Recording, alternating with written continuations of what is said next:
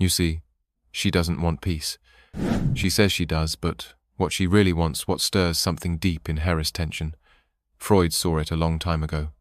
That underneath the soft smiles and warm hugs there's a hunger, not for comfort, but for fire, for challenge, for emotional gravity. And if you're the kind of man who thinks that flowers, kind words, and consistency are going to earn her loyalty, I've got news for you. You're already losing. Freud shattered the fairy tale. He understood something most men still don't. Female desire isn't about feeling safe. It's about being drawn to something or someone that doesn't need her. And that's not cynicism. It's not bitterness. It's reality. It's written into biology, into psychology. Freud spent his life asking one question. What does a woman want? He listened to wives, lovers, seductresses. Daughter Sand, after decades of study, came to a disturbing answer. Even she doesn't fully know. But her body knows. Her instinct knows. He realized women's desire isn't always rational.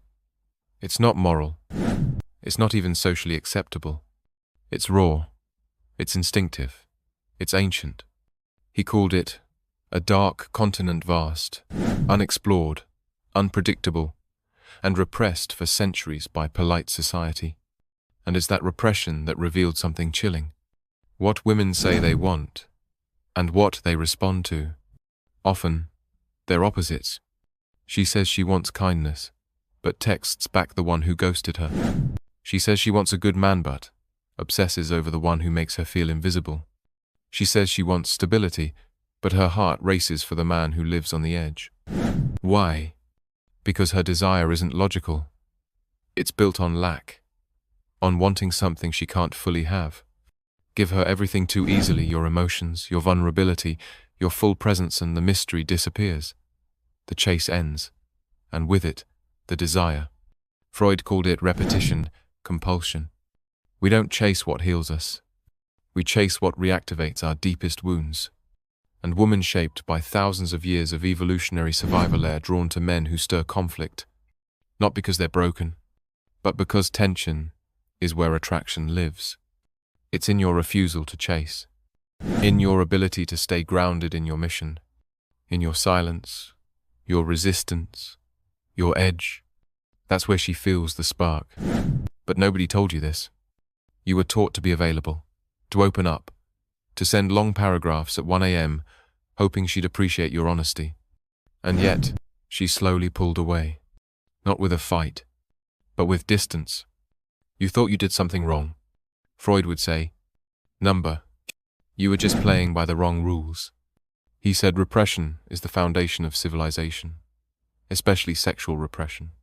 But repression doesn't kill desire, it just drives it underground. And in women, that created a double life. One version nurturing, proper, gentle. The other wild, chaotic, hungry for something she's been told to avoid. That's why the bad boy fantasy never dies. He's not just a rebel. He's symbolic. He's the man who can't be owned. He's the man who doesn't need her validation. He's the man who lives on his terms and that makes her feel something. You've seen it play out. You gave her everything.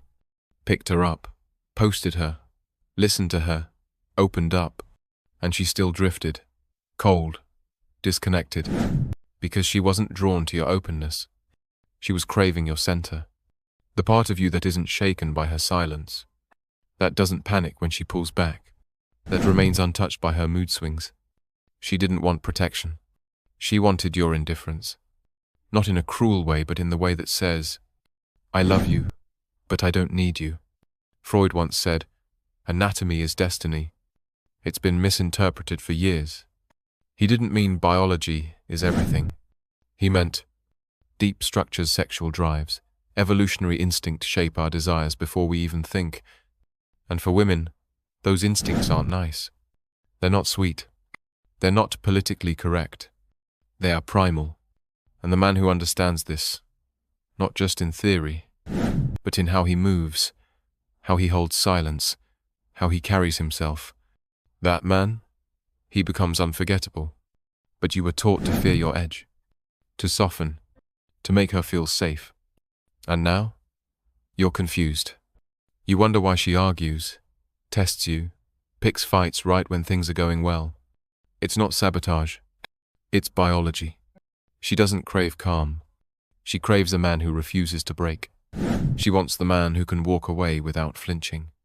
And when you give that up, when you bend to her chaos, you become something she can own, and she cannot desire what she owns. Freud wasn't trying to ruin love. He was trying to explain it. He said love is tangled with conflict. That desire doesn't exist in harmony. It thrives in tension. And modern men? We're torn. We want to be desired, but also obedient. Powerful, but also emotionally available. Dominant, but also safe. But those traits are opposites. Desire doesn't live in balance. It needs imbalance. It needs risk. When you give her everything, when you're fully transparent, always there, always emotionally giving, you steal the mystery. You end the pursuit. She wants to surrender, but only to a man she can't manipulate. She wants to submit, but only to a man whose purpose comes before her emotions. She wants to be claimed, but only by a man who doesn't need her to feel whole. Freud saw this. He didn't blame women. He blamed the lies men were fed. You thought showing your pain would make her stay. You thought your loyalty, your softness, your transparency would make her love you. But Freud would say, number. What speaks to the feminine unconscious is not how open you are. It's how contained you are. You were told that love would come if you just showed her your soul. If you were soft enough, expressive enough, safe enough, then she would stay. But Freud would shake his head. Because what pulls her in isn't your softness. It's your solidity. It's the part of you that doesn't waver when she storms, doesn't chase when she pulls, doesn't beg when she goes cold. Desire is not logical. It is not moral. It is not socially approved. It is biological, ancient, and tied to forces far beyond the words we speak. And the man who commands that desire is not the one who talks the most. He's the one who moves the least, the one who stays rooted while others sway. You want to be loved, of course. But what Freud dared to say is this: love doesn't come to the one who wants it most. It comes to the one who needs it least. Because the moment you need her, you put her above your mission. And when you do that, her respect begins to rot. She doesn't want to be your everything. She wants to witness your everything.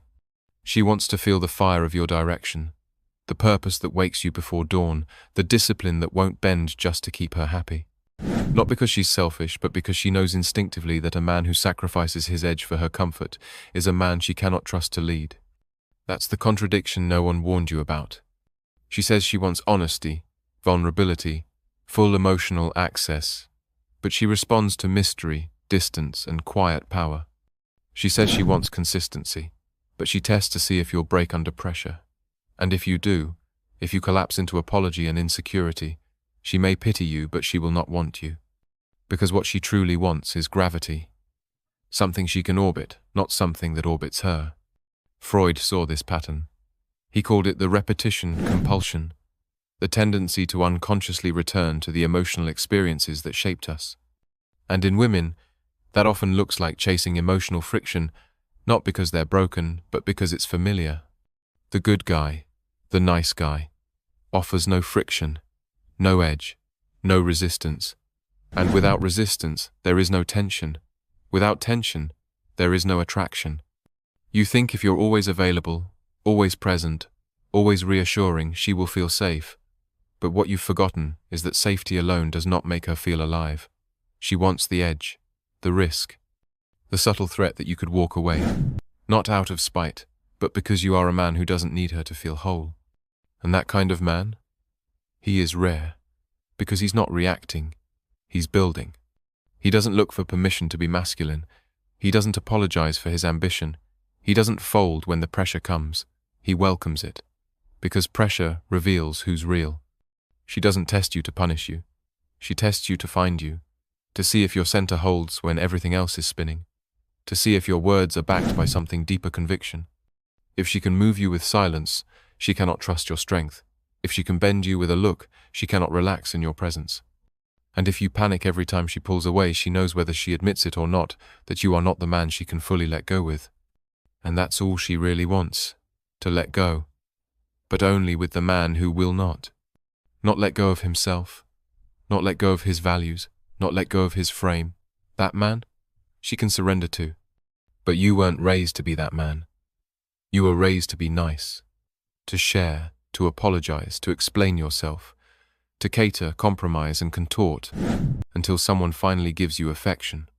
Freud saw what this does to a man. It turns him from a creator into a consumer, from a leader into a follower, from a sovereign presence into a mirror of what others want him to be. You must stop this. You must stop asking for permission to exist. Stop waiting for her validation. Stop shaping yourself to avoid rejection. Because the more you do that, the more invisible you become, not just to her, but to yourself. You are not here to be chosen. You are here to choose. To choose your mission, your path, your legacy. And the irony? When you truly choose that, when you embody it without apology, that's when she starts to feel something new. Respect. Not comfort, not sympathy, not even immediate affection, but deep, almost involuntary respect. And out of that respect, a different kind of attraction is born rooted in admiration, not control. Because she knows this. You don't belong to her. You belong to something bigger. That's the only man a woman can truly admire. A man who is owned by no one, not even her. Not because he's cruel, but because he is centered. So what do you do now? You stop seeking permission. You stop trying to fix her feelings. You stop responding to every emotional test like it's a call to action. Instead, you learn to stand still in the storm. You build your mission. You get fit not for her, but for war. You pursue excellence not to impress, but to sharpen. You rebuild your discipline, your routine, your boundaries. You become a man of weight again. A man whose silence says more than most men's speeches. And when you do that, she feels it. Without a word, without a post, without a performance, she feels it in your energy. She senses it in your absence. Because now, you are no longer predictable, no longer pleading, no longer emotional noise in her inbox. You are now the signal, and signals get followed. This isn't about being heartless. It's about being anchored. It's about learning the difference between expressing emotions and leaking them, between being open and being needy, between loving and losing yourself in love. A woman does not fall for your pain. She falls for your power. Not the kind that dominates, but the kind that cannot be dominated. Freud understood this in ways we still struggle to accept. That female desire is wired for polarity. That if she can move you, she will test you. If she can test you, she will doubt you. And if she can doubt you, she cannot desire you. But if you pass the test, if you stay unmoved, not because you don't care, but because you care more about your truth than her mood, she remembers something ancient, something cellular, something that says, this man doesn't need me, but he chose me. And that choice hits different. So don't fight her for control. Don't demand her submission. Just become unshakable. Become so locked into your purpose that you don't flinch. That is the only path to peace, to passion, to power. This isn't just a theory. It's reality. And if it woke something up inside you, good. Like, comment, subscribe. Share this with a man who's been lied to. And if you're ready to stop chasing and start building, check the link in the description. This isn't just a video. It's a signal. Become the man she can't reach. Because only then will she truly want to.